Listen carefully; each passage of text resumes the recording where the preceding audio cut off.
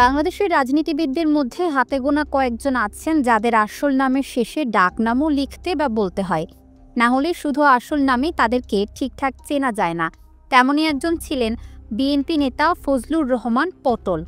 ছাত্রলীগের মাধ্যমে শুরু করেছিলেন রাজনীতি, হয়েছিলেন রাজশাহী বিশ্ববিদ্যালয় কেন্দ্রীয় ছাত্র সংসদ রাকসুর ভিপি।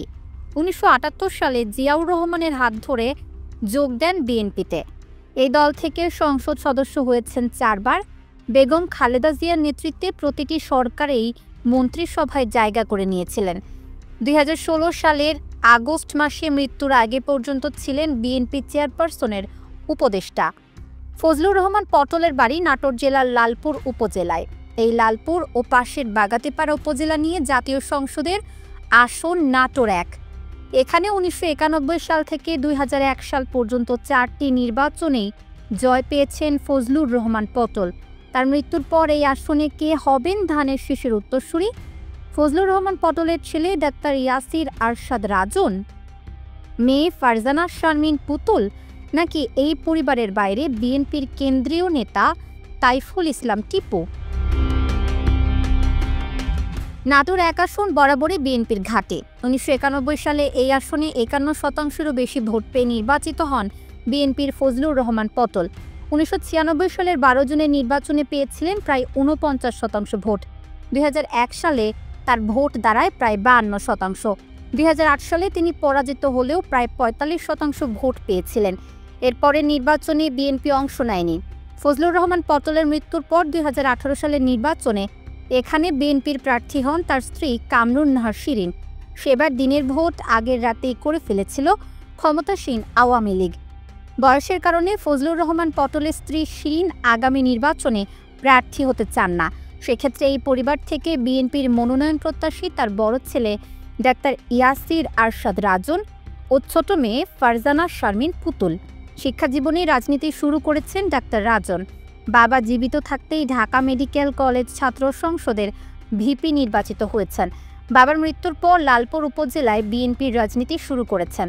হয়েছেন লালপুর উপজেলা বিএনপির আহ্বায়ক। একই সাথে তিনি জেলা বিএনপির কার্যনির্বাহী কমিটির সদস্য। মাঝখানে কিছুদিন রাজনীতিতে কিছুটা চুপচাপ ছিলেন, তবে আওয়ামী লীগ পতনের পর আবারও সক্রিয় হয়েছেন, সভা সমাবেশ আয়োজন করেছেন।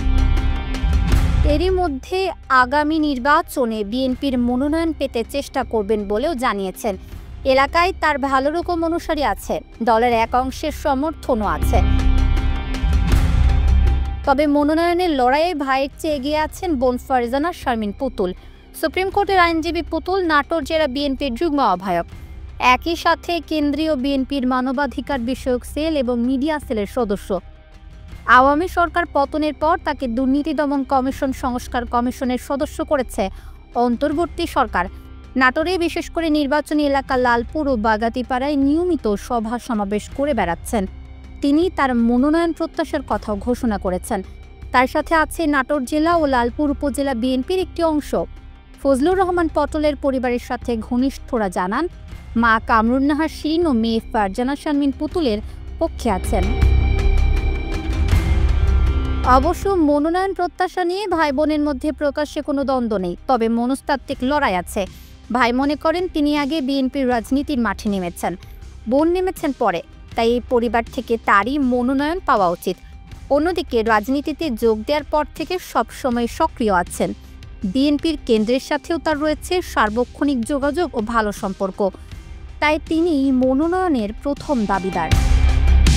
ফজলুর রহমান পটলের পরিবারের বাইরেও আছে নাটোর ১ আসনে বিএনপির শক্তিশালী মনোনয়ন প্রত্যাশী। তিনি বিএনপির কেন্দ্রীয় সহ দপ্তর সম্পাদক তাইফুল ইসলাম টিপু। একসময় রাজশাহী বিশ্ববিদ্যালয় ছাত্র দলের সভাপতি ছিলেন। আওয়ামী লীগ বিরোধী আন্দোলন সংগ্রামে একাধিকবার গ্রেফতার হয়ে জেল খেটেছেন। তিনিও এলাকা চষে বেড়াচ্ছেন। আগামী নির্বাচনে নাটোর ১ আসন থেকে মনোনয়ন পেতে তার পক্ষেও আছে জেলা বিএনপির একটি অংশ। শেষ পর্যন্ত নাটোর ১ আসনে কে হবেন ফজলুর রহমান পটলের রাজনৈতিক উত্তরসূরি? তার পরিবারেরই ছেলে অথবা মেয়ে, নাকি পরিবারের বাইরে তাইফুল ইসলাম টিপু? এই প্রশ্নের উত্তর জানতে বিএনপির মনোনয়ন ঘোষণার আগে পর্যন্ত অপেক্ষা করতে হবে।